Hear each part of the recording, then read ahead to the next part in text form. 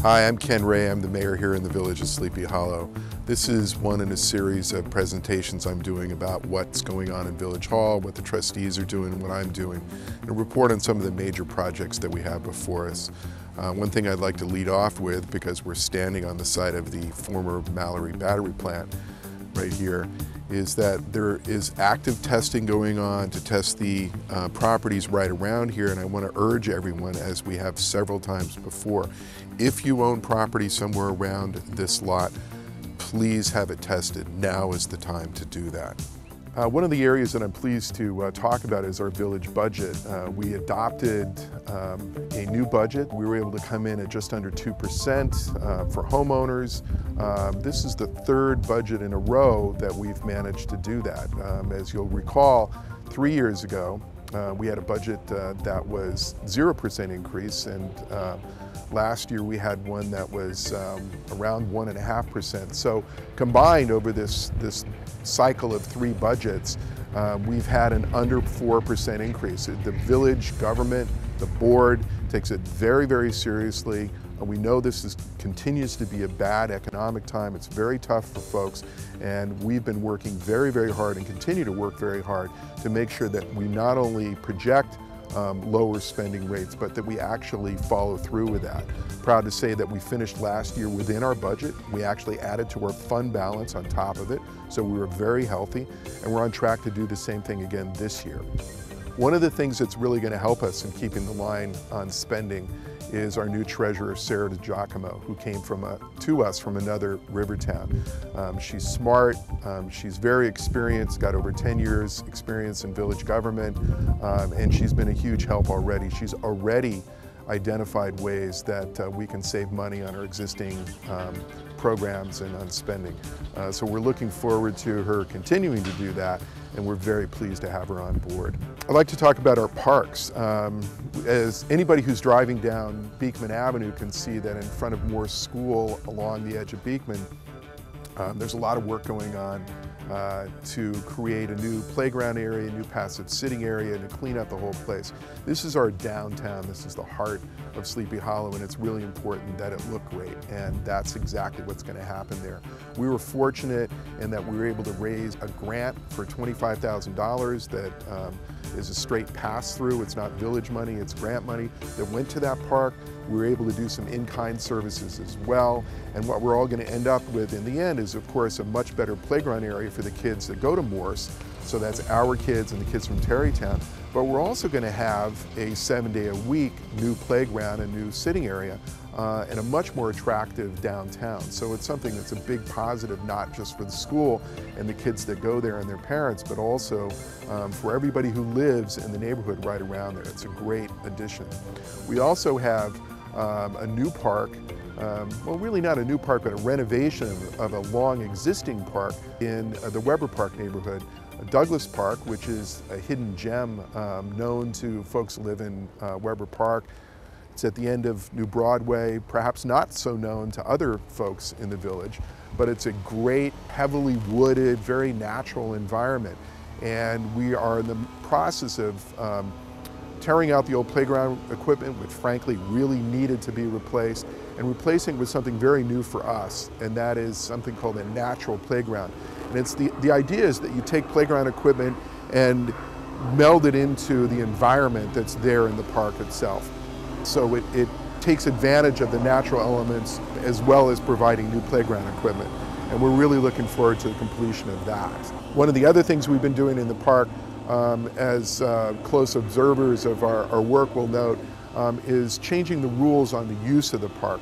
In years past, we've had a lot of problems with very large groups sort of saturating a park, and none of the parks can really handle that. Kingsland in particular. As you know, it's a county park that we manage for the county. It's been the site of some very large events and some very large private events in the sense of people coming in there. It really can't handle that. On a very practical level, think of it this way. There's only one bathroom. You can only have so many people in there. You have to restrict the number of people there. So we've put in a number of new rules in terms of the permits and parking regulations and things like that. We made a number of those changes before the season started. The season is now over as I tape this, and we'll be reviewing the summer, what happened, what worked well, what needs some more improvement, some tweaking, and we'll put that in place before next season. People coming up to me and to the trustees and say, hey, what are you guys doing about sharing services?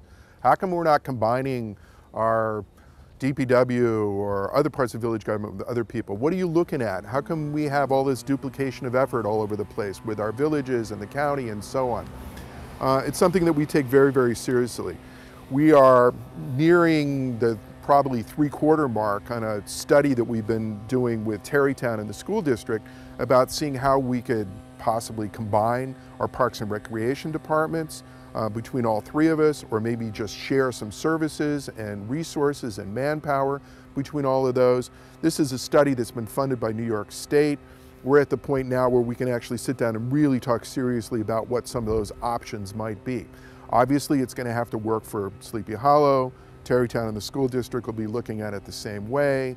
We're not at the point where we can say, yeah, we are definitely going to do something together, but we're at the point where we can really say, all right, now we know what's possible. Let's see what we can do here. I take, and the board takes, all of these kinds of ideas very seriously. I feel that we have an absolute obligation to look at each one of these areas where we might be able to share some services. Just in the last couple of weeks, we'd heard about the county police department, for example, reaching out to different villages and saying, hey, we might be able to share some services. There might be some things that we could do for you together. I went in, met with the county police and saying, is this a possibility here or not? And the answer is, yeah, it is a possibility. And that's it. It's very preliminary. I can't say it's a good idea or it's a bad idea yet because we just don't know enough. There might be a way to combine some things that they do and we do, not cut any of our services and save us some money. And if that's something that we can do in this area or any other area, we must look into that. As a board, we must look into those kinds of things. So we're going to continue to look at that. We'll see where it goes with each one of these. If it seriously helps us, if it's a benefit that we can really see for the village, then we'll explore it further. And that's where we are with those things. So when you ask us those questions, yes, we are looking into those things and we will continue to do so. I'm standing in front of our new community center here right next to Barnhart Park. This is probably the first new village building in decades. So it's really exciting for us to be part of this. We continue to work closely with the Sleepy Hollow Downtown Revitalization folks, especially through Karen Wampa's efforts. We're looking forward to another great Halloween season.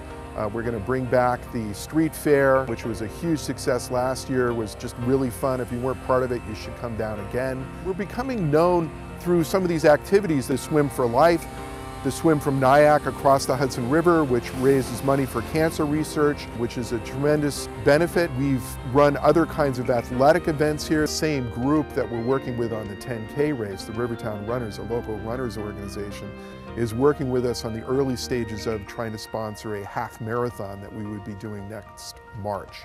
So looking forward to that as well, and I'll report back to you if we're able to pull that one off, which hopefully we will. I want to thank you for listening, and I look forward to reporting back to you again in the near future.